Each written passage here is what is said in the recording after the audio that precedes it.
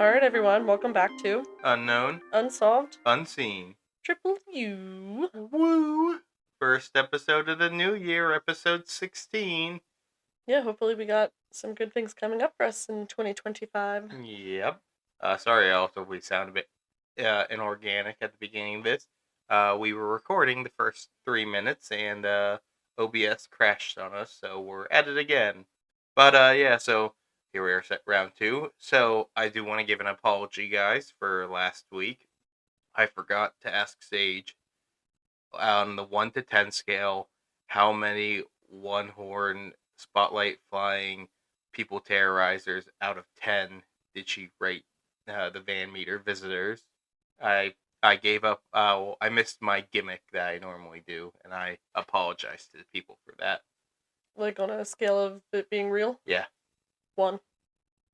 Rude. I do not think that the Van Meter visitor is real. There's got to be a more plausible explanation. I put it at a 4 because it's so insane, but there were so many witnesses that I can't put it at a 1. Maybe a 5. 4 to 5. 4.5. No.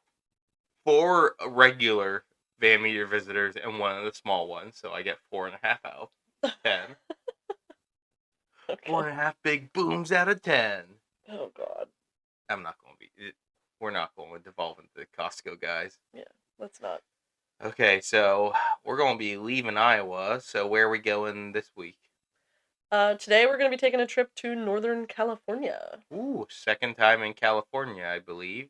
Yeah. Cecil Hotel. Yeah. Did the Cultish Halloween at all take place? Anything in California? I think a little bit. Oh, so maybe third time in California. None of my stuff has been there. No. Yeah, so today we're going to go to Northern California to the scene of a pretty horrific and absolutely devastating crime. It's truthfully a massacre. We're going to talk about the infamous unsolved case of the Keddie Cabin Murders that took place in April of 1981. I don't really have a lengthy introduction for you today because I really think this case needs to speak for itself. And I hope that I do this justice when I tell their tale because it's never a good thing to have a tale to tell like this.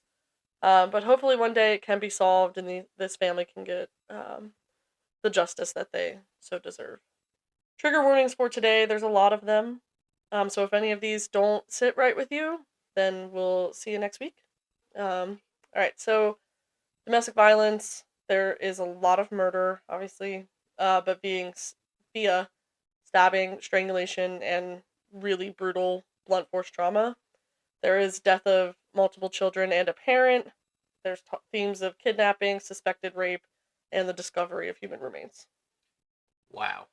Yeah, That is so it's it's heavy. warning. Yeah, it's heavy. And yeah, we'll have the trigger warnings in the episode description as well, and also the show notes will show the sources that Sage used today. Yeah. What's your episode next week? The Hollow Earth. Okay, so if you don't think you can get past those trigger warnings, then we'll see you next week for a more lighthearted episode on Hollow Earth. Yeah, I like to keep it nice, easy, and lighthearted for the most part. Especially after an episode like this. Yeah, so you guys can enjoy the Hollow Earth next week.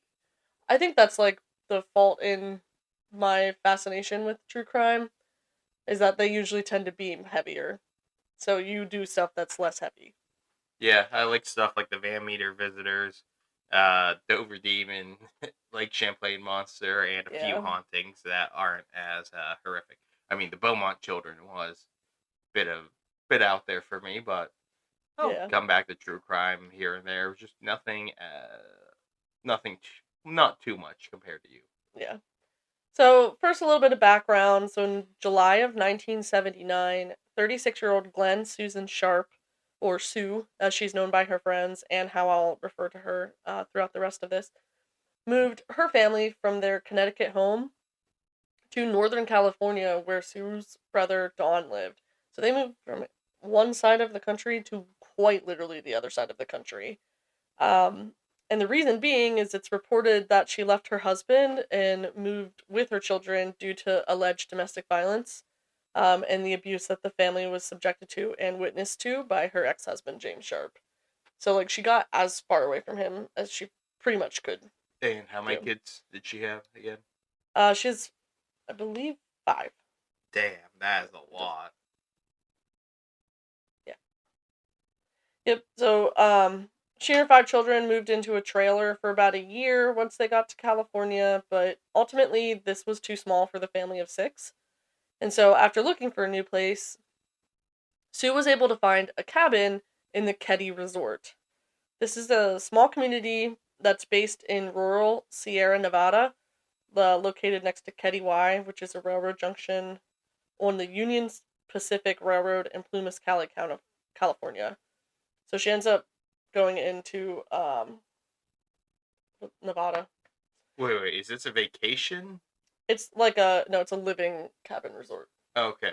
So like they're cabins, but it's a like for full-time living. Okay, that's what just trips me up. A cabin resort, I would have expected vacation. Now, how far away from originally was she? She was in Connecticut, So Connecticut to cabins in. Sierra Nevada. How isolated are these cabins? What do you mean? Like, are they near? Are they close to civilization or Yeah, kind it's of like a remote? cabin resort, Okay. so it's like not far from a ton of things. Okay, because like I think of like some of the cabins in our areas, like our friend who has a cabin, like it's fairly remote-ish. Yeah, not in this case. It's a community, so there's a bunch of cabins like in this community. Okay, that helps explain. Because also like the horror books I read, when it's a cabin, you're Yeah, in the no. middle of bumfuck nowhere. Yeah, this is not a cabin in the woods Okay, situation. thank you for clarifying that. Yeah. I want to So give a better picture for yeah, you're people good. like me. Yeah, so it's in Plumas County, California. It's on the like next to the Keddie Y, which is WYE, I think. That's a railroad junction on the Union Pacific Railroad. Um, the house was much larger than the trailer and had become available when the Plumas County Sheriff Sylvester Douglas Thomas vacated the property just shortly before that. So they moved into cabin 28. So they're in cabin 28 in the fall of 1980. And Sue, along with her children, these are 15-year-old John, 14-year-old Sheila, and 12-year-old Tina, 10-year-old Rick, and her youngest, Greg, who was 5. So 5 to 15 years old. Yeah. So 5, 14, 12, 10, and 5. 15, 14, 12, 10, and 5. 15, 14, 12, 10, 5. Yep. I will try my best to remember that. That is. That's fine. I'll remember the 15 and the 5 definitely. The rest are going to be a bit more Yeah. difficult, so I might ask you at certain points That's what fine. age the kid is. So I think I repeated a little bit too. So there's 3 boys, 2 girls. The girls are in the middle. Okay. The Sharp family, Sue and her kids, were really well liked within this small cabin community, and the children and Sue would often spend time with different families across the grounds. So a couple of those families are the Seabolt family, who resided adjacent to their cabin, like maybe 15 feet away, in cabin 27. Then there's the Smart family. This is Marilyn Smart, her 12-year-old son, Justin, and her new husband, Marty Smart. They moved into cabin 26 shortly after Sue had and her kids had moved I in. just Marty Smart. I know. Sounds like, Martin. It's Marty. Like Martin. Marty Smart. but Marty Smart. Mm-hmm. Marty Smarty. Yeah. Smarties. I don't know why the last name Smart just sounds funny. You It's better with be. 2 T's too. Oh, Yeah. You better be smart. I mean, they really aren't. They already misspelled the word smart. Yeah. It said that Justin often stayed over at cabin 28, so Sue's cabin, with Ricky and Greg. So that's her 2 youngest boys. They're 10 and 5. And then Jamie Seabolt, which is the son of the Seabolts that lived in cabin 27. Okay, so cabin 27 boy. How old is he again? Cabin 27, Jamie Seabolt. Yes. I think he was 12. Okay, and the other kid's 12. The smart kid is 12. Yeah, and then the 2 they're hanging out with are 10 and 5. Yeah. Okay. So Justin was also relatively new to Keddie, the Keddie community. He'd been living in Montana with his father, but moved in with his mother and stepfather, Marilyn Martin, in November of 1980, whenever they came here. I did see that he had different last names. Um, some had it as Smart, Justin Smart, and then I think I wrote it somewhere else, but other ones had it as his last name that went with his bio dad. Um, so I don't know what his actual last name was, but in either case, he's in the Smart family in Cabin 26. Marilyn Smart, the wife, would often confide in Sue, so that about her husband and how she wanted to leave him. And so as a result, Sue began to encourage her, mainly because of Martin's behavior towards their son John, who he'd grown to thoroughly dislike. This comes into play later, so that's why I said that. There's so many people involved in this one. There is a lot of people I involved. thought I'm struggling to follow along with the Beaumont children, but this one is hooey. Yeah. So the events leading up to the murders are a little bit fuzzy because it is witness accounts. This is part of the reason I don't think the Van Meter visitor exists. Just because there's witnesses does not mean that their accounts are reliable. So in this case, like, it's just like eyewitness testimony is not always like the best account of something. Hey, this is your episode, not an episode to trash on my episode. Well, there is a general idea of how the night before and the day of the murders went down, so I'm going to kind of outline that. On April 11th, 1981, at around 11:30 a.m., Sue, her daughter Sheila, who's 14, and their 5-year-old Greg drove from the residence of their friends, the Meeks family, which is like just another family that they knew in the area, to retrieve Rick, who was attending a baseball tryouts at the Ganser Field in Quincy, which is a neighboring town. Sue and her kids happened upon John, her oldest son, 15, and his friend Dana Hall Wingate hitchhiking at the mouth of the canyon from the town of Quincy back to Keddie. So she saw them, they're on their way back to home, and she's like, okay, I'll just give you guys a ride with us. So she ends up driving them the 6 miles back to Keddie after she gets Rick picked up. So she's got a bunch of kids in the car with her right now. It's thought that John and Dana, or I think it's Dana or Dana. It's Dana. I don't. How would you say that? DNA. Dana. Male or female? Male. Male. Dana. Dana. Dana. Dana. Still Dana. Okay, that's I know that because there's somebody at my work with that name who's a man. Oh, okay, cool. So it's thought that they may have been returning to the cabin for John to change his clothes before heading back out about 2 hours later around 3:30 p.m. They ended up hitchhiking back to Quincy, where it's thought that they had plans to visit friends or attend a party, something like that. They were seen in the city's downtown area by a local woman named Donna Williams because she actually gave them a ride from the tire store, like down the road where their friend lived. And again, they were later seen attending the party. It's thought these were the last people who were going to see the two of these boys alive. Wait, once again, which two boys are these? John and Dana. Dana. Who's Dana again? The friend of John. Okay, and John? Is the 15-year-old son. Okay. You're good. There's a lot. It's confusing. How old was Dana? I think he was also 15. Okay. They would later return to hang out in John's basement together, and Dana would end up staying the night. Okay, so now they're back at the cabin. Okay. Cabin 28. Thank you. Sue had also been invited out to a party, but it is said that she ultimately denied the offer because she had her younger children with her that evening. I mean, Greg's only 5. She'd been invited by the neighbors in Cabin 26. That's Marilyn and Martin. Martin was an Army vet who now worked as a chef in one of the local bars, so they would often go hang out at that bar when he was off.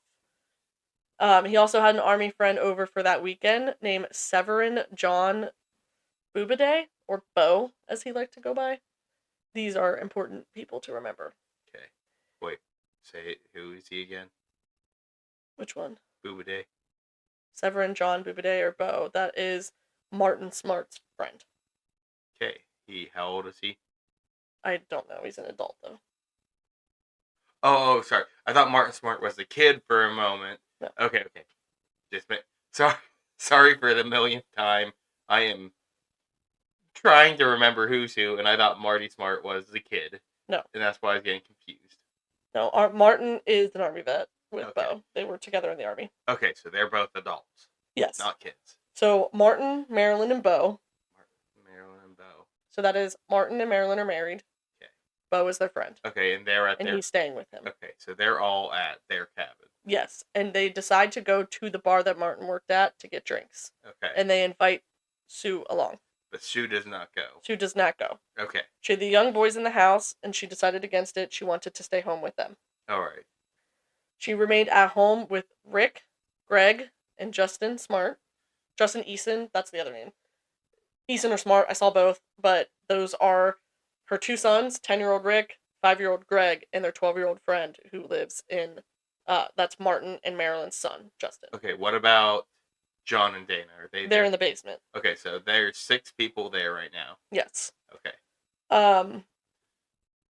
Justin was approved to stay the night with Rick and Greg, so Sue knew she was having 2 people that were not related to her staying in her house. Okay. Dana's staying over with John in the basement, and then Justin is staying with Rick and Greg. So Justin Smart is staying. Yes. So Marilyn and Martin's son is with them. Letting Justin spend the night wouldn't be a problem. If it became one, Sue knew she could just send him home because their home was so close to theirs. Remember, this is cabin 26 and 27 and 28. So 26 is the Seabolts, 27 is the Smarts, 28 is Sue and her kids. Okay. The Sharps. Being 12 years old, it was acceptable at this time for him to be left home alone. So knowing that Marilyn and Martin were out at the bar, she could still send Justin home to his house if she needed to. Because at that age, like 12 years old, at that time people were allowed to be alone. Like, it's different in 2025. Which is weird to say. That is 2025. But anyway. So the adult Smart party, so that's Marilyn, Martin, Bo, they leave for the bar. They are likely the last to see Sue alive. Okay. When they meet her at the door to invite her. Alright. Now we're going to the daughters. So we've got all the boys, the sons accounted for. Okay. John and Dan are in the basement. Rick, Greg, Justin are in the upstairs with Sue. Night before the murder, Sheila, their 14-year-old daughter, was going to sleep at the Seabolt's house down the street in cabin 27 or 26. Sorry, the numbers are very confusing. You're telling me. You're the one who wrote it. I'm having even more trouble because I don't have it in front of me. Yeah, so she left her home, cabin 28, around 8 p.m. the night of the murder. Heads to cabin 27 to hang out with Seabolts and their children, daughters Alyssa and Paula, and their son Jamie Jr. So that's Jamie Seabolt that likes to also hang out with Rick and Greg. Jamie, that boy? Yeah. Okay. So Jamie Seabolt is at his house. Yeah, with Sheila. Sheila, okay. And that's the oldest daughter. She's 14. 14, okay. So she returns to the cabin the following morning, but I'm going to get to that in a second because that is where the discovery is made. And then where's the other daughter? So the final Sharp child, Tina, again, she's 12, was seen joining her sister at cabin 27 for some time. So she hung out with the Seabolts for some time. And then returned home to cabin 28 between 9:30 and 10 p.m. So 8 p.m., Sheila and Tina are both out of the house. Okay. Sheila goes to Seabolt's house. Tina meets her there. Okay. They hang out for a little bit. Okay. Sheila stays at the Seabolt's house, but Tina comes home. Okay. She asked what time it was to, at 9:30 when she was still at the Seabolt's house. So that's how they know the timeline of when she went home, because she asked what time it was. All right. So she headed home, and it was noted also that around 9 p.m., the Seabolt parents, this is Zonita and James Seabolt Sr., saw an unknown green van parked outside cabin 28. And 30 minutes later, so at 9 p.m. they see this van. At 9:30, Tina heads home. They don't really think much of it. She goes home. This is the last time that she'd be seen alive. Okay. So at this point, you have Tina the three boys and the two friends of the boys and Sue all are at the home. Yes. Okay. So the only child not in the home is Sheila. Okay. So, again, Sheila being the only child who was not staying in the home that night is going to be the unfortunate one that happens upon a very traumatic and horrific scene after returning home from her sleepover at the Seabolts the following morning. This is April 12th, sometime between 7:45 and 8 a.m. She opened her door to her house. She's hit by a horrific and terrible smell that she couldn't identify immediately. But she felt very concerned, so she enters the home and she discovers something that haunts her for the rest of her life. In the living room, she would find the massacred bodies of her older brother John, his friend Dana, and beside them a yellow blanket that appeared to be draped over another body. Absolutely horrified and terrified by what she saw, Sheila ran screaming from the home, shouting for help from anyone who could hear her. She ends up returning to cabin 27 to the Seabolts, where she stayed the night, where they all rushed back to cabin 28 to find out what was going on. So Jamie Seabolt Sr., the Seabolt father, enters the home through the back unlocked door and finds Ricky, Greg, and Justin Smart alive in the boys' bedroom. So the three youngest are alive.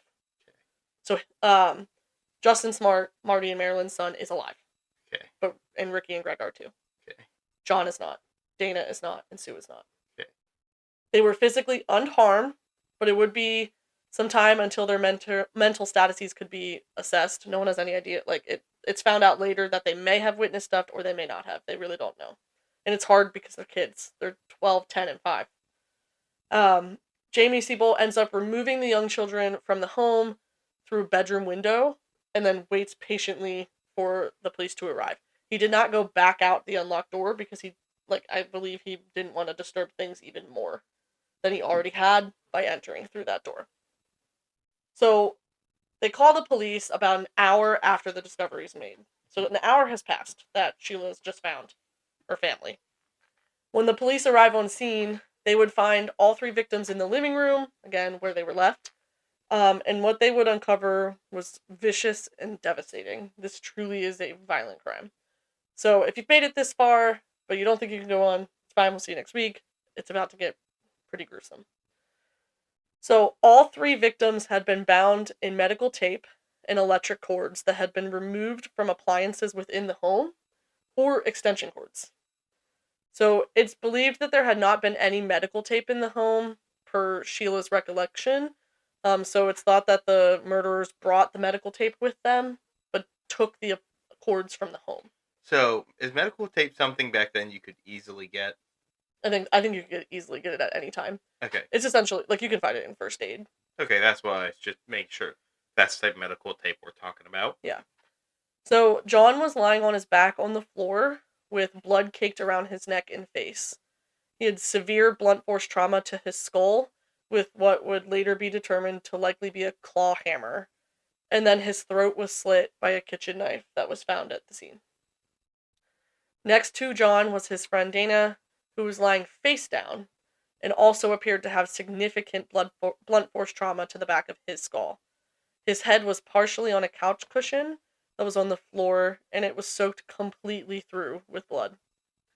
He had suffered head injuries from multiple blows, either from the same claw hammer as John, or I read that there may be a different hammer used on him, with the way that his skull had been broken, looked different from John's.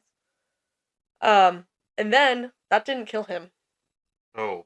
He was strangled to death manually. So this means that the person who killed these boys and Sue, had their hands around his throat until all of the air had left his lungs and they suffocated him. It would have taken less time due to the significant loss of blood, but to manually strangle somebody takes a long time. It is not like the movies. It does not take a minute. This could be upwards 5-10 minutes to manually strangle someone to death. I did not know that. Yeah. So that's horrific. So not only was he beaten with a hammer, he was then strangled, which is just horrible. Oh. It appeared that Dana and John had been tied together at their feet, but not at their hands by electrical tape, or by electrical cords from the appliances. Investigators believe this may have been the murderer's efforts to not allow the boys to get away. Because remember, they're like 15 years old. They're bigger. Yeah. And so beside them, then, underneath the yellow blanket, is the body of 36-year-old Glenna Sue Sharp. She was found lying on her right side next to the sofa, and the yellow blanket had been crudely thrown across her in no attempt to hide the injuries she had suffered underneath. It's almost like it was just like a last second thought. Mhm. She'd been bound around her wrists and ankles with the white medical adhesive tape and black electrical cords from the appliances. She was also naked from the waist down and only wearing a robe. Her underwear, which had presumably been on her person, was stuffed into her mouth. It was thought that this, along with a blue bandana that was secured with the same adhesive tape to her mouth, would be a gag for her. So she was essentially gagged.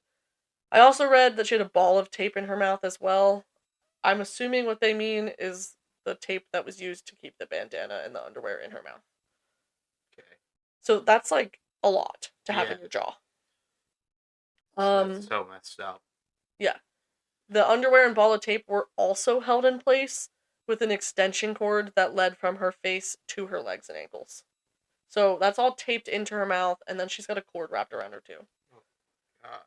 She had injuries consistent with a really significant struggle and had an imprint of the butt of a .88 pellet gun on the side of her head.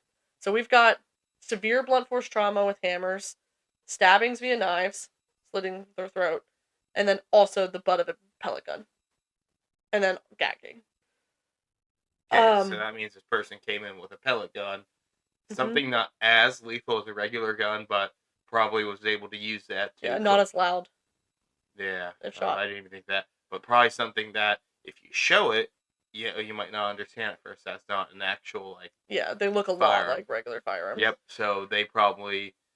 but you see what I'm getting at. Yeah, so yeah. That's what I was thinking. It's a really good way to get somebody to surrender pretty easily. Yeah.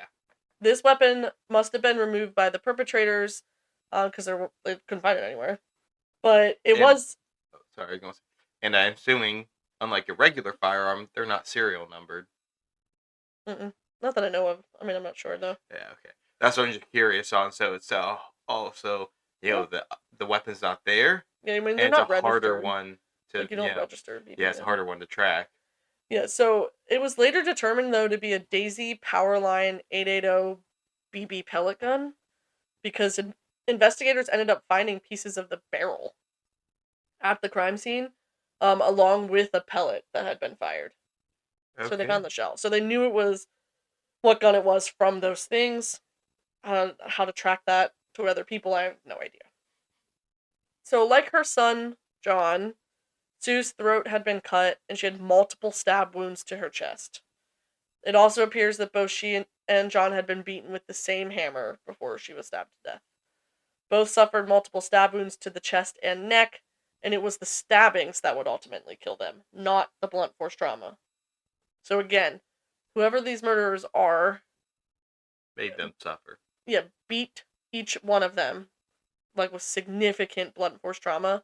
None of that is what killed them. It was the stabbings and strangulation. It's going to be maybe a dumb thing to say, but man, do I just wish that people who did this stuff made it fast.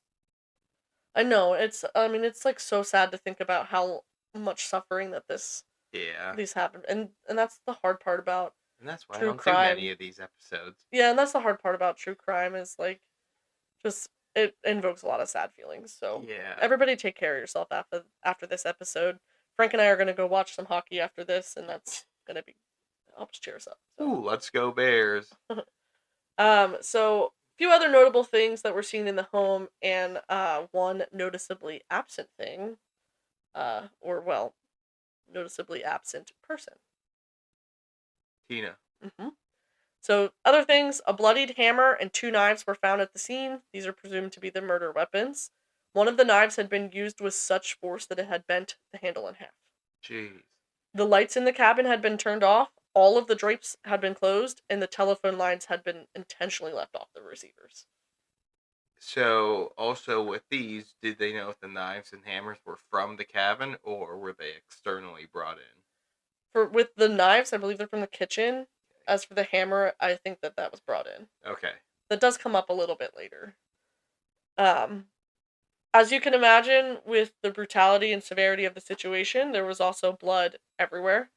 It was all over the living room floor, the walls, the drapes, and even the ceiling. Deputy Hank Clement was the first to arrive on scene from the police department, and he reported there was blood everywhere, including also on the bottom of the victim's shoes, on Sue's bare feet, the bedding in Tina's room, the furniture, the ceiling, the doors, and on the back steps of the house. Another officer from Plumas County Patrol, Commander Rod DeCrona, had arrived on scene as well, and he later described and was quoted as saying, "They stabbed and pounded on everything in visible sight. The walls, the people, the furniture, everything.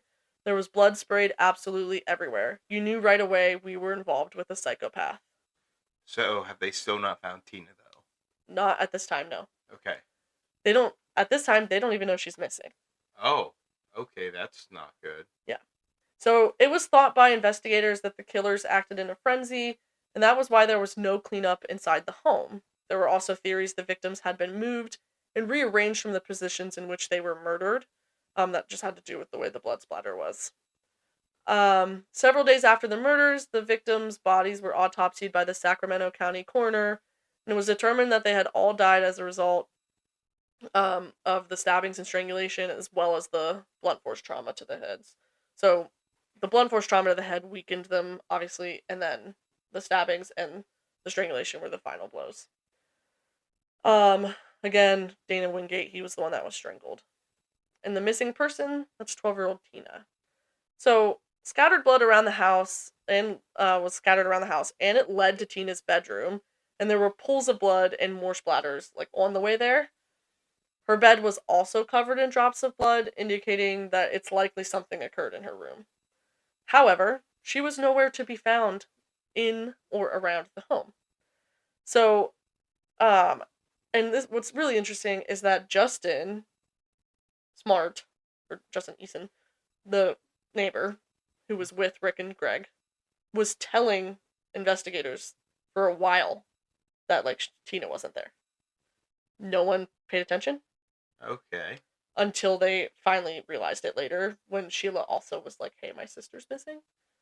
And so then this investigation turns into A manhunt? manhunt, but Yeah. it points now to rape as the motivation behind kidnapping Tina instead of murdering her in the home with others. So the thought is, like, at this point, the people come in, the murders come in, kill everybody who's gonna pose a threat, and then take Tina out of the home. Jeez. So, more evidence was found, including a bloody footprint that was discovered in the yard, and knife marks, again, or in some of the walls of the home that would indicate that frenzy that's going on. Again, it was only when they questioned Sheila and listened to Justin that they had realized that that Tina had returned home at 9:30 and was now missing from the crime scene. It was later established by Sheila that Tina's jacket and her shoes were missing, and that it was her yellow blanket which had been placed to conceal her mother's body. So, was it that the blood led to Tina's room because something happened there? Or was it that the killers were covered in blood, went and got the blanket off of Tina's bed, came out and covered Sue with it? We don't really know. Yeah, you'll never be able to tell, but that's very interesting. Those two possibilities. Yeah.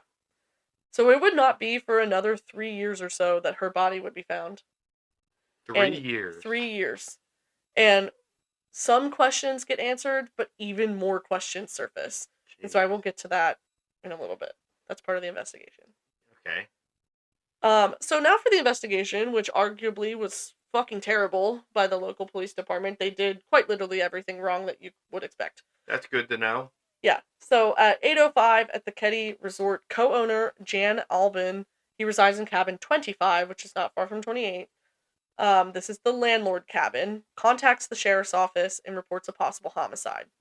So again, Sheila finds the family between 7:45 and 8. This landlord is alerted. He calls the police at 8:05. They don't arrive for like 45 minutes.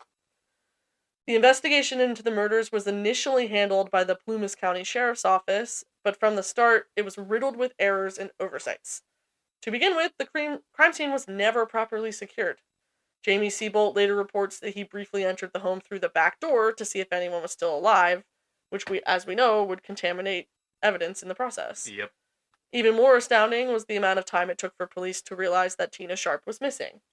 Yeah, Hours. I it hate took. the fact that they ignore the kid who says it. Yep. I understand the contamination by Jamie because, I mean, you need to see if people are okay in there, and he did find 3 kids. Yeah. So, again, when the first police officers arrived at the scene, Justin tries to tell them Tina's missing. They ignore him. And it's not until hours later that, per Sheila, again, everyone realizes that Tina is missing. And in a kidnapping, the first 24 hours are the most important. So if we're thinking that this murder kidnapping took place overnight, it's now into the afternoon of the next day. You're looking at 12 to 16 hours later.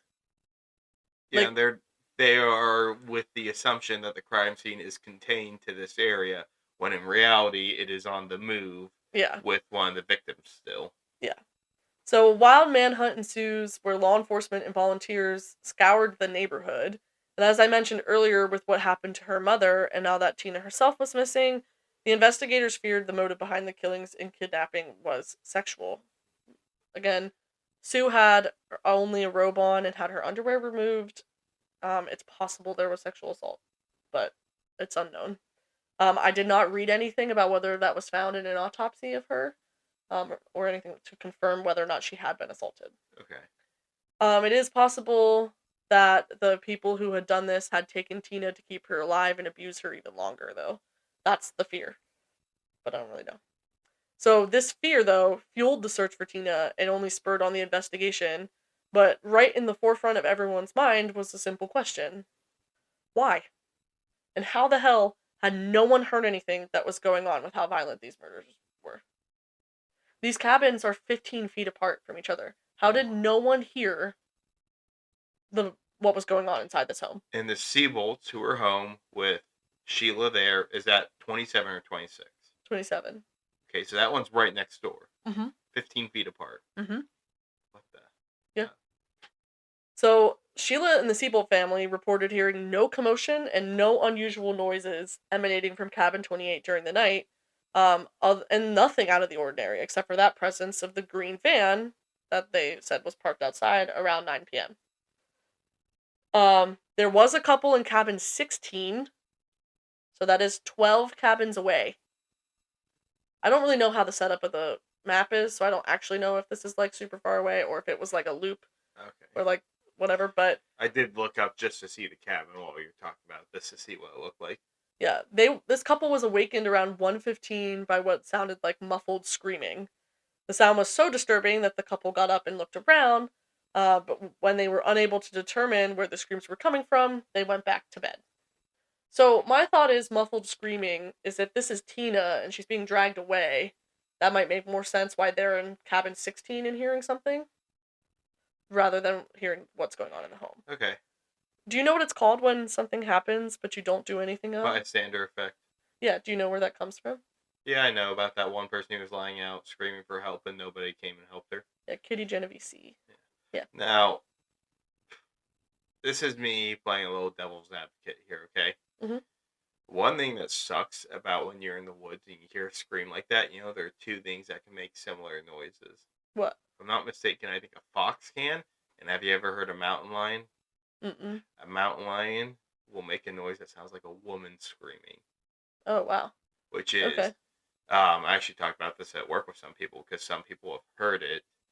And like the one guy, he was up in the Adirondacks. He worked there for some time, and when he was out like on a hike with people, you could hear a mountain lion screaming. And I'll have to show you like after it, but mountain lion screaming sounds like a woman screaming in distress. Oh, that's horrible. Because a mountain lion, and I'm actually reading this because I'm reading a book on cryptid cats. Mountain lions do not have the ability to roar. neither do cheetah. They're the only two big cats that cannot roar. Oh, I didn't know They that. can purr, but they cannot roar. And so when they do something like that, it doesn't sound like what you'd expect a large cat to sound like. They Yeah. sound like a woman screaming in distress. And this isn't, if I'm not mistaken, this is an area where a mountain lion could be present. But that's playing devil's advocate. That's also a lesser known fact. Yeah. I just burped. I'm sorry. I didn't hear it. Okay. Yeah, that's awesome. I did not know that. So that's definitely a plausible explanation Yeah, for like why that could be why they didn't do anything. unlikely, but it could be. Yeah. Now for the boys who were in the home during the murders, and survived, they were reportedly sleeping through this whole thing.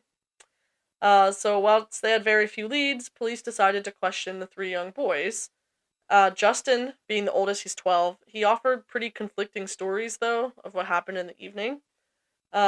There's a very it was hard to find a concise idea of what he originally said. Um, uh, First, he states that he dreamed details of the murders. Um, and they ended up putting him under hypnosis by a Dr. Jerry Dash, who was a psychologist at the Children's Hospital of Los Angeles. What is with hypnotism and I all don't the way know. back then? So under hypnosis, he would later account the events as claiming to have seen Sue with two men. He worked with a sketch artist to make composite sketches of the two unknown men. Um, and like which I'll describe what he said they looked like in a second. But he also reported then that John and Dana entered the home and argued with the men. So what we know is that John and Dana were going to go back and hang out in the basement.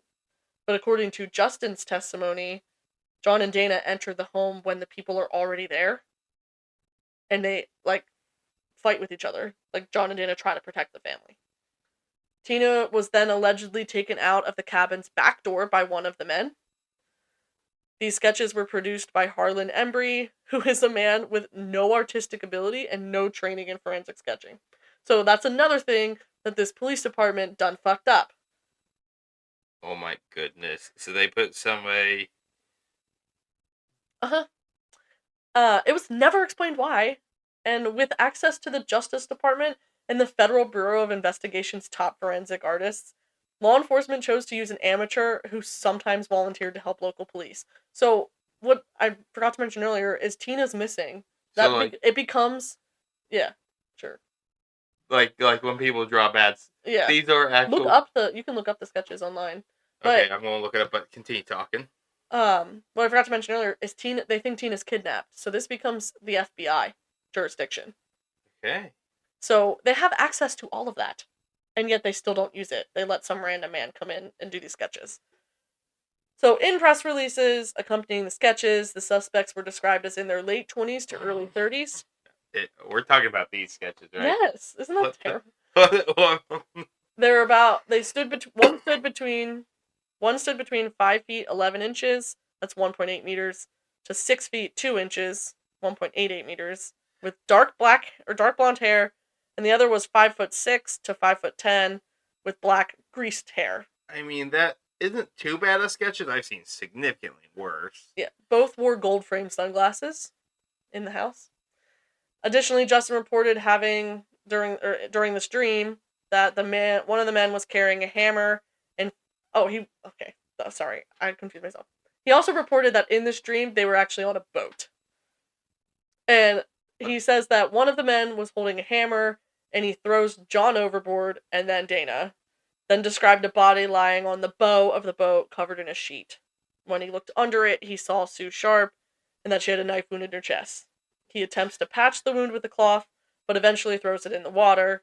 The reason being for this is that Justin, Ricky, and Sue and Greg had been watching The Love Boat before going to bed around 10 p.m. That's reported what they said. So the timelines are confusing because did John and Dana come home after 10 p.m.? Were they there? That's but anyway. This might have just been a subconscious theme from the TV show that the family had been watching the evening of the murders. However, during a second session of hypnosis, Justin changes his story again and admits that he witnessed the murders. He said he woke up after hearing unusual noises coming from the living room while he and the other young boys were sleeping in Ricky and Greg's room. He then decided to investigate the sounds and peered through the crack in the door, where he saw two men enter the home and stand in front of Sue, who was sitting on the sofa. He describes one of the men as having a mustache and long black hair, while the other was clean-shaven with short blonde hair and wearing army boots. He Wait, remembers... What? whose account is this? This is still Justin. He changed his story under his second round of hypnosis. Okay, because I'm also looking at this. Because the mustache is on the short hair guy in the sketch. He remembered both were wearing dark glasses that may have been sunglasses. Once again, he describes how John and Dana returned home, confront the two men, and a fight breaks out between them. As Dana attempted to run, he was hit with a hammer by the man with blonde hair, and then John was attacked by the man with black hair when he tried to help Dana and his mom. At this point, Justin said he hid behind the door and continued to watch the events in the living room. He then saw the men tying up John and Dana, and then Tina came into the living room holding a blanket, wondering what was going on. He said one of the men took Tina outside through the back door, and that the man with the black hair used a pocket knife to stab Sue in her chest. No idea where the pocket knife comes from, because there was 2 knives found. Yeah, and they could link those 2 knives to it. Yeah.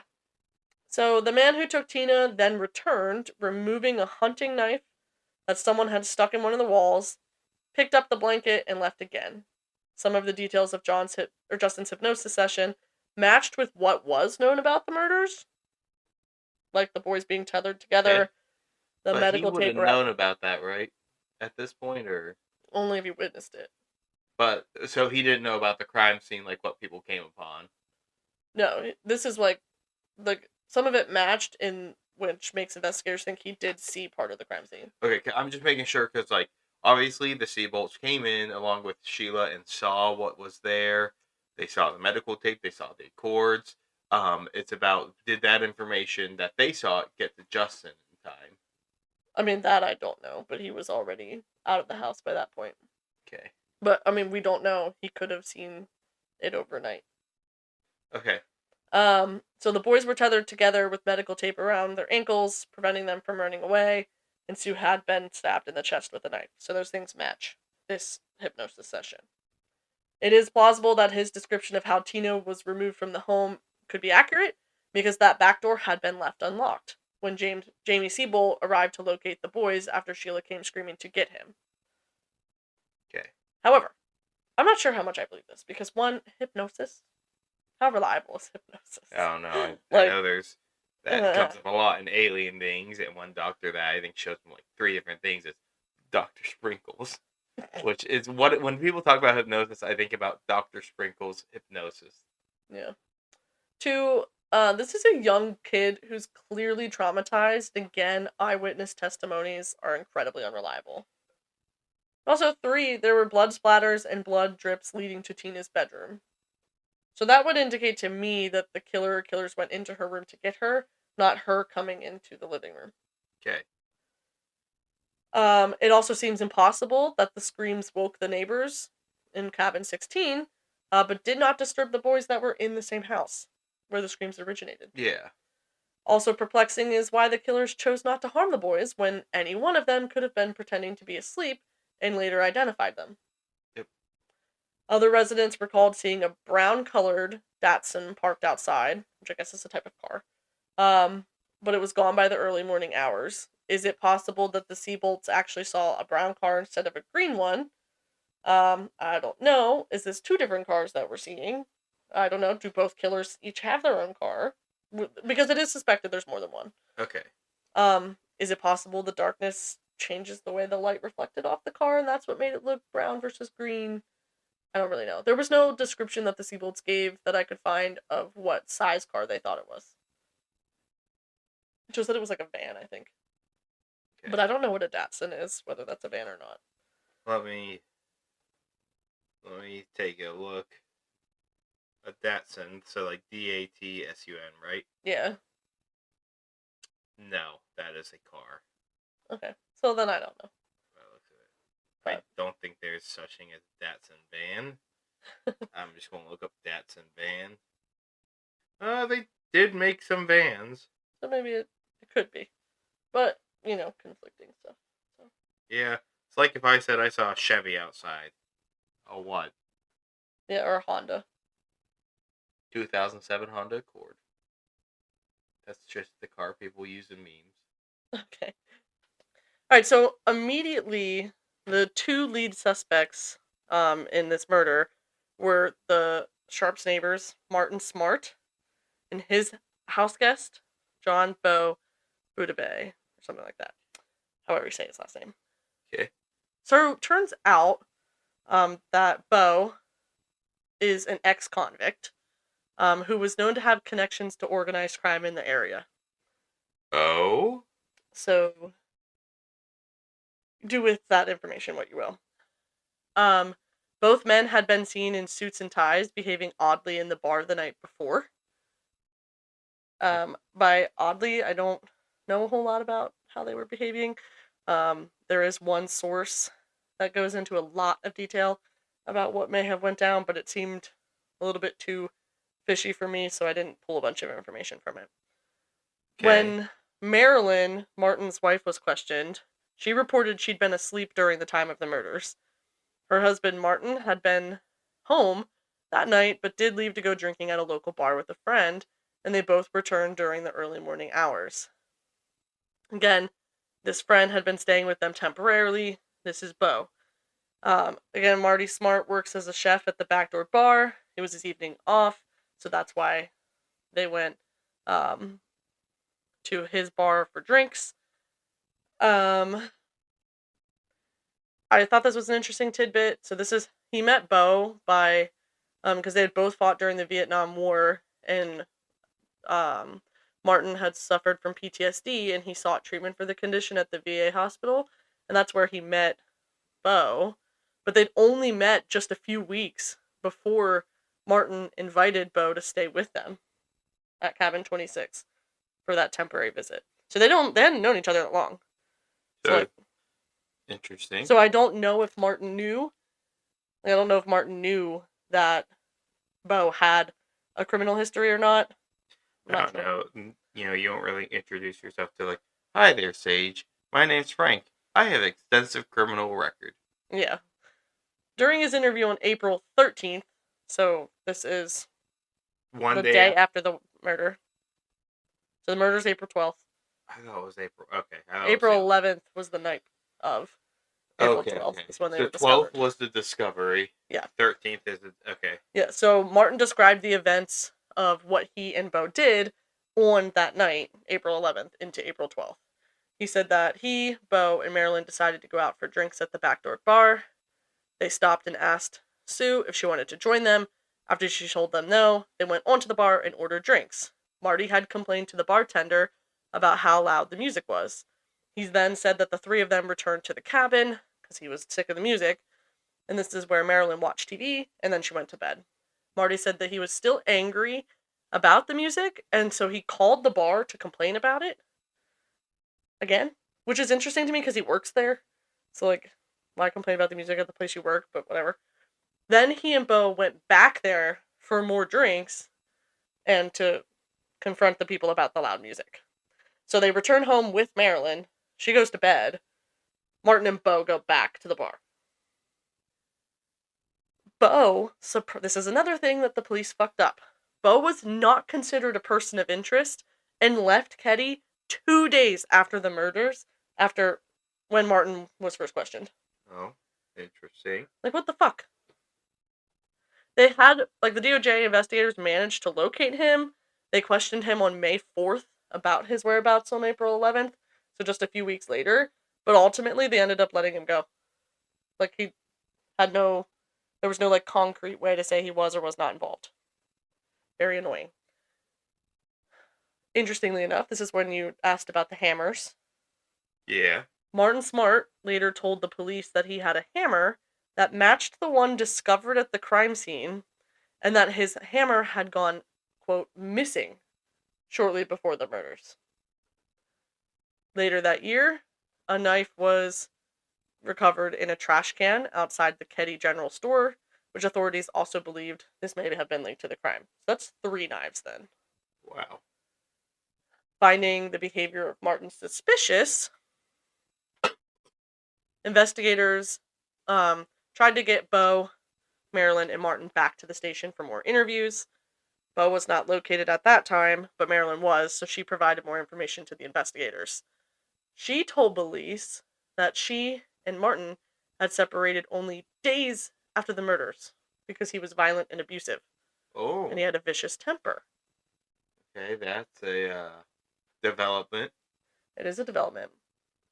Marty then says in this follow-up interview that he recalled seeing an unknown man enter the backdoor bar, whom he described as out of place, and said he was the only guy he noticed because of his appearance. He was described as a white male, early 20s, 5'7" to 5'8" tall, with long hair tied in a ponytail, and a dark mustache with a buck knife on his belt. When asked if he saw anyone else, he described a second man who entered the bar around 1 a.m. to buy a case of beer. This man was also in his late 20s or early 30s and was around 6'1" to 6'2" tall, with short curly hair. This sounds very similar to Justin's description. So, do you think he was just following Justin's description I to don't get the heat off of him? And why would they be at the bar? And why would that connection? I don't know. I really didn't see a whole lot come out of that description, but to me it did sound very similar to Justin's, whether that was a conversation that they had, considering this is his stepson, or he told his stepson to say those things when he was interviewed because he was abusive and he made his stepson do it. I don't know. But because of being a suspect, he was asked to complete a polygraph. And unfortunately for investigators, he passed it and was cleared of all suspicions. Martin. Mm-hmm. So, how trustworthy are polygraphs in this situation? So polygraphs are, it's a really hard to say whether a polygraph is truly trustworthy or not. In my line of work, we do use polygraphs, but we're not using them for criminality. Like we're using, like for court of law, we're using them to determine if our clients are telling the truth, that they're following what they need to be doing. In this case, I have mixed feelings about polygraphs. I think that there's good and bad things about them. I don't know. With what I'm about to tell you, this may decide whether or not you think this polygraph was actually Okay. good. So apparently, Martin Smart and the Plumas County Sheriff, Sheriff Thomas, who I mentioned earlier, one of the first people on the scene, were allegedly really good friends. Oh. And he was not questioned, like Martin was not questioned further over his whereabouts during the hours of the Keddie murders on the circumstances of the missing claw hammer. He was also allowed to leave town shortly after the murders, and he would end up never coming back. However, on the way out, he stopped in Nevada to send Marilyn a letter. In it, he wrote, "I've paid the price of your love, and now I've bought it with 4 people's lives." Wait. Go. Run that back again. So Martin gets to leave. He's Okay. friends with the sheriff. Sheriff says, "Cool, man, you can leave. You're cleared of suspicions." Okay. He writes a letter to Maryland and sends it to her from Nevada. And it says, "I've paid the price of your love, and now I've bought it with 4 people's lives." What the fuck? I also read that it could have said, "I've paid the price of your love, and now that I've bought it with 4 people's lives, you tell me we're through. Great, what else do you want?" What? So I don't know exactly what the letter actually said, or if this letter even existed, because this letter was never admitted into evidence. This is all hearsay on Marilyn's part. What? It was not treated as a confession, nor was it ever followed up on. Even though Marilyn admitted in a 2008 documentary that she'd thought her husband and his friend Bo were responsible, Sheriff Doug Thomas, Martin's friend, contradicted this and stated Martin had successfully passed a polygraph test. Again, it was later confirmed Martin was close with this sheriff, and he's the same one who let him leave town following that polygraph. Oh. Yeah. As for Bo, he'd moved to Chicago, where he was later caught in a scam that involved stealing money from police officers. But he did die before facing any jail time, so there's no way to know whether or not he was connected to this. A couple other theories, as well, or, rumors, regarding the crimes being ritualistic or motivated by drug trafficking were dismissed by Plumas County Sheriff Doug Thomas, who stated in the week following the murders that neither drug paraphernalia or illegal drugs were found in the home. But I feel like, at least in my opinion, like mysterious deaths like this always have like the rumor mill running amok. about it being like linked to drugs or alcohol. I feel like you just hear that in all disappearances that are like interesting. I don't know. Do you agree? Yeah, well, that's one thing everyone likes to do. I mean, we're talking, what was it, 81? Yeah. You're still in the era of satanic panic and all this stuff where it's easier to blame it on there, make your boogeyman. Yeah. So the sheriff, Doug Thomas, and his deputy, Lieutenant Don Story, were not initially able to discern an apparent motive. So the murders at Keddie Cabin 28 appeared to be random acts of cruelty. Further, the home did not indicate forced entry, though detectives did recover an unidentified fingerprint from a handrail on the back stairs. Allegedly, a lot of potential evidence was collected at the scene, but because this was pre-DNA testing, very little helpful information was found at that time. So not a lot that they had to go on. The police spent thousands of man-hours working the case, and detectives even ruled out the involvement of notorious serial killers Henry Lee Lucas and Otis Toole in December of 1983. If you know anything about true crime, those two names are huge. There's a big documentary about them, I believe, on Netflix. They're called the Confession Killers, I believe. They confessed to like hundreds of crimes, Wow. and did not commit most of them. Um, Robert Joseph Silveria Jr., who was briefly considered a suspect in 1996 and known as the Boxcar Killer, rode the rails for over 15 years, killing fellow freight train riders throughout the U.S. He would eventually confess to murdering 28 people. He was ruled out, however, because there was little evidence linking him to the crime, which they do believe that had been perpetrated by two individuals, um, and that Silvera was a lone killer. He didn't kill with other people, so it wouldn't make sense for him to have a partner. The reason they initially thought he could have been is, again, that railroad station is right next to the Keddie Resort. Okay. So they thought maybe he passed through there, committed this murder, and then he left. However, he's a lone killer. They do believe it's two suspects. Okay. Because Tina Sharp had been missing and she was 12 years old, she was presumed kidnapped, so her disappearance was initially investigated by the FBI. However, they eventually withdrew their presence in late April 1981, this is a couple weeks later, as they believed the Department of Justice was conducting an adequate investigation. So, a grid pattern search of the area covering only a 5-mile radius around the house was conducted with police canines, but the efforts were fruitless. Only 5 miles around these cabins. It wouldn't be until a man discovered a human skull in the adjoining Butte County, about 30 miles from Keddie, in Plumas County, that news of Tina would resurface. Near the remains, detectives also found a child's blanket, a blue nylon jacket, a pair of Levi's jeans with a missing back pocket, and an empty surgical tape dispenser. So that medical tape coming back. The remains found were a portion of the cranium and the part of a mandible, as well as a few other small bones. This was allegedly at Camp 18 near Feather Falls, some 30 miles away, I guess, somewhere around there. These remains would later be identified as the remains of Tina Sharp by a forensic pathologist in June 1984, which made the crimes committed on the night of April 11th into April 12th, 1981, a quadruple homicide. Shortly after announcing the discovery, the Butte County Sheriff's Office received an anonymous call that identified the remains as belonging to Tina, but the call was never documented. A tape containing a recording of the call was found at the bottom of an evidence box in 2013 when the case was reopened by a deputy who'd been assigned. But nothing came of the tape. It's never been submitted. Yeah, I know. Lastly, on March 24th, 2016, a hammer was found that matches the description of the hammer that Martin Smart claimed was missing 2 days after the murders, and they found it in a nearby lake. According to the Plumas County Sheriff at the time, this is in 2016, Sheriff Hagwood, the location it was found, this is a quote, the location it was found, it would have been intentionally put there. It would not have been accidentally misplaced. Wonder what that says about Martin's hammer.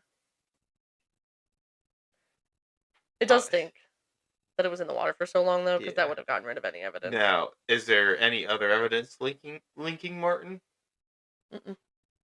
What are your thoughts, though? Okay. Okay. I'm thinking I'm thinking it points to Martin. That letter alone Yeah. is what makes me think it's him.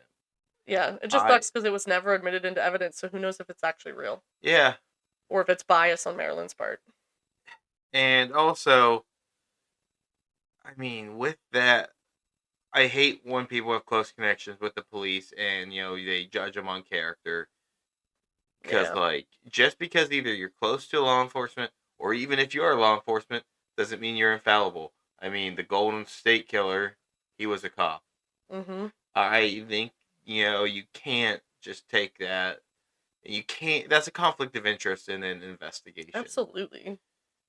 But I don't have much faith in the investigation that happened from everything I've heard. I would point out Martin and Bo just from all the evidence that has been presented. Well, I'll give you a little bit more. See if that solidifies your opinion or changes it. Oh, you said that was everything, though.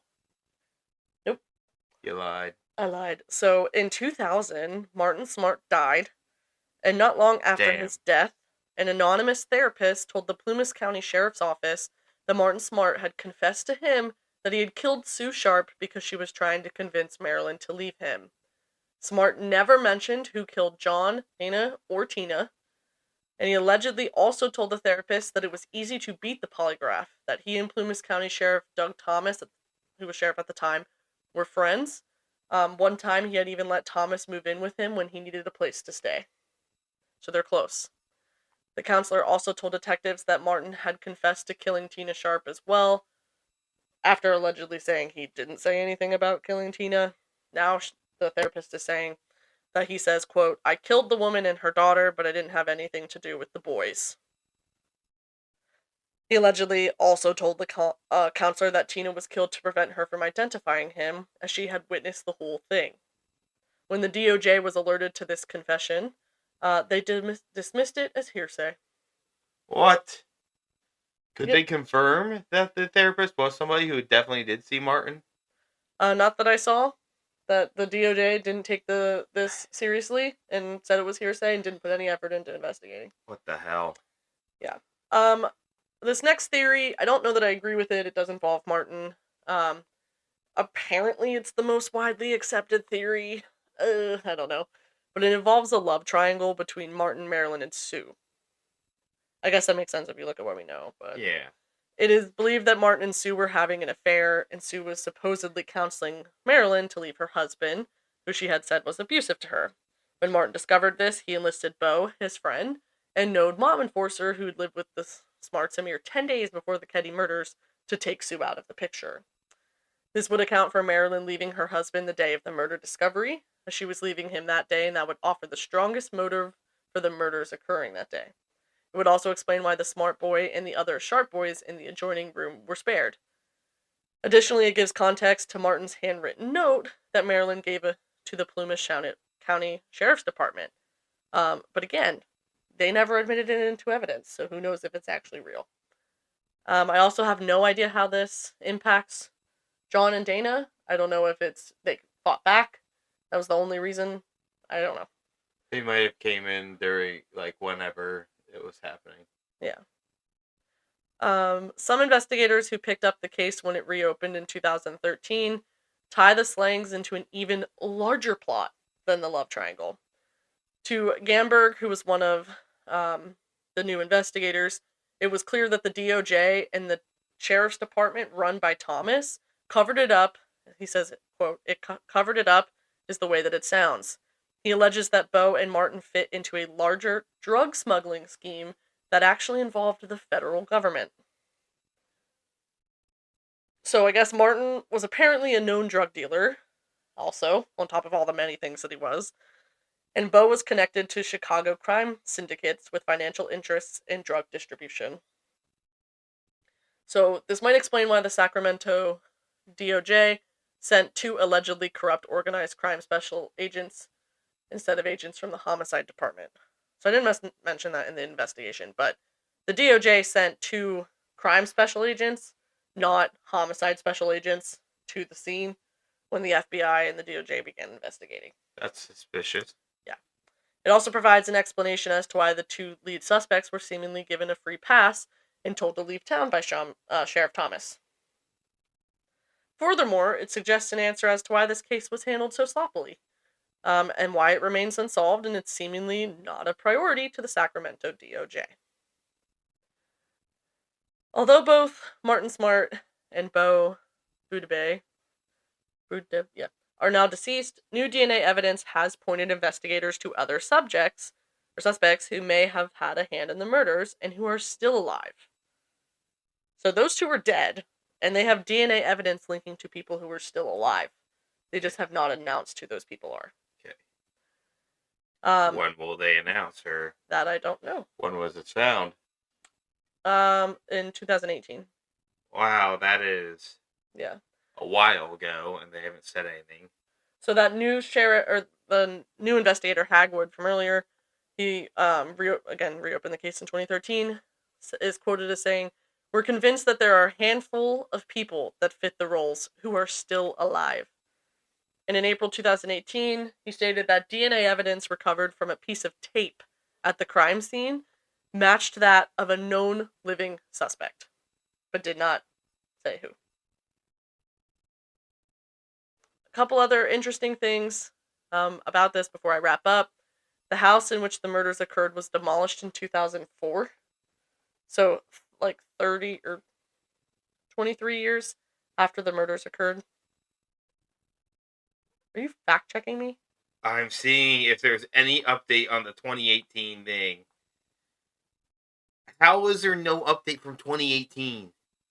It's how is there no update since 2018? I don't know. You find DNA evidence, and it's been, I mean, I'm going to say 6 years because that we're only at the beginning of 2025, but we've been 6 years in nothing. Yeah. I'm looking at news stories, and yeah, you're right. I mean, there's been nothing since then, but sorry, that's so hard to believe that they're like, we have evidence that we might know who it is. And 6 years have passed and nothing. I mean, that's what happened with Golden State, though. With the Golden State Killer. Even they knew they were, like, they linked it to who it was for years. But they had to wait until they had the DNA evidence that matched him. So it's not like they couldn't come out and say anything. Like, what if this person gets spooked? Fair enough. Okay. So, continue. I just have a few more points. So, interestingly, a movie called Cabin 28 was made in 2017 and is loosely based on this story. I say loosely, because I think the director took creative liberty on who the killers were. But I do think they stay true to the actual murders. However, you're not going to catch me going anywhere near this movie because it looks too horror for me. Frank, this might be right up your alley. So you're going to have to watch it and just let me know. So who do they point to? If you look up the trailer, they make the killers look very, like, I don't know, Freddy Krueger like, kind of. Really? At least that's what I saw on, like, the picture. I was just wondering if it was I was just wondering if they made it look like Martin Smart and what's it called? What are these clown murders? That's what I'm saying. It's some creative liberties for sure. What the fuck? Yeah, I'm looking at the pictures. Looks like there's 3 of them, a woman and 2 men. They're all dressed in goofy get-ups. Yeah. What? That's a 3.2 out of 10 on IMDb. Oh my god. And a 9% on Rotten Tomatoes. Oof, big oof. Yeah, I don't... It sounds like it's a garbage movie. Yeah. So one last note, I highly recommend reading the source called Keddie Murders from the True Crime Database. It's linked below. There was a lot more information about conspiracy theories and cover-ups related to the suspects and the shoddy work that was done by investigators. Truthfully, I just didn't have the energy to go through every single little bit and detail it out for you, so I kind of surmised it as much as I could. And if you know something, or you know someone who was in the Keddie area in April of 1981, you can call the Plumas County Sheriff's Office at 530-283-6360 to leave a tip if you happen to know anything. I don't know that any of you will. This was 40 some years ago, but just in case, I figured I'd throw that in there. So, do you have any last thoughts, Frank? Now that you heard a little bit about a dead man's confession. I think it is. I think it is Martin Smart and his buddy. That's who I believe. That's just me, a random guy doing a random ass podcast, randomly saying that it is that guy. That holds no weight to it. Yeah, I think that the investigators did a terrible job, um, and that's a real shame. But I am accusing him in Minecraft. What? You don't know the joke? If you say something in Minecraft, then there's no legal bearing to it. Just kidding, actually. If you do say something in Minecraft, you can still get charged for saying that. Good to know. You never heard of that? No. For example, there's a white supremacist it was a neo-Nazi that a cop made fun of them, like a sheriff, I think it was. And the guy goes online, he's like, I'm going to, behead you and kill you and all this stuff in Minecraft. And he made a bunch of all these threats and then would say, in Minecraft. And then they're like, hey, you made, terroristic threats, and saying in Minecraft is not a legal defense. So, sucks for you. You're going to jail. Wow. All right. Yeah, so in Minecraft, not a valid excuse. All right. Well, that is all that I have for you. I encourage everybody to go tell someone you love that you love them. Hey, Maybe Sage, I give love them you. a hug. Sage, I love you too. Thanks. I'll hug you after this. Engage in some self-care. I know this is a tough case. Believe me, it was very tough to research it. But again, I think it's important that victims are heard, especially when their crime is unsolved, and we hopefully one day we will have an answer to this. Hopefully they'll release something, but all in all, I think it's important that people know that this was a beautiful family that was unfortunately torn apart by something pretty horrific. So, we signing off here then? Yeah. All right. Well, I'm thinking that, you guys, if you enjoy the podcast, keep coming back, keep listening. Like and follow us on wherever you can. Follow us on Spotify, leave a rate. If you're on Apple, leave a review. Anything else, I don't know what things there are, but leave a like and review or rate wherever you can. Follow us on our socials, our X and Instagram. The Instagram's been growing well, and we'd love to see it keep growing. Yep. I don't have anything to add. I think that about sums it up. All right. Then, you ready for the sign off then? Yep. All right. Remember to look for the unknown, the unsolved, and the unseen. All right, everybody. See Take care of guys. yourselves. Yep, it will be lighter next week.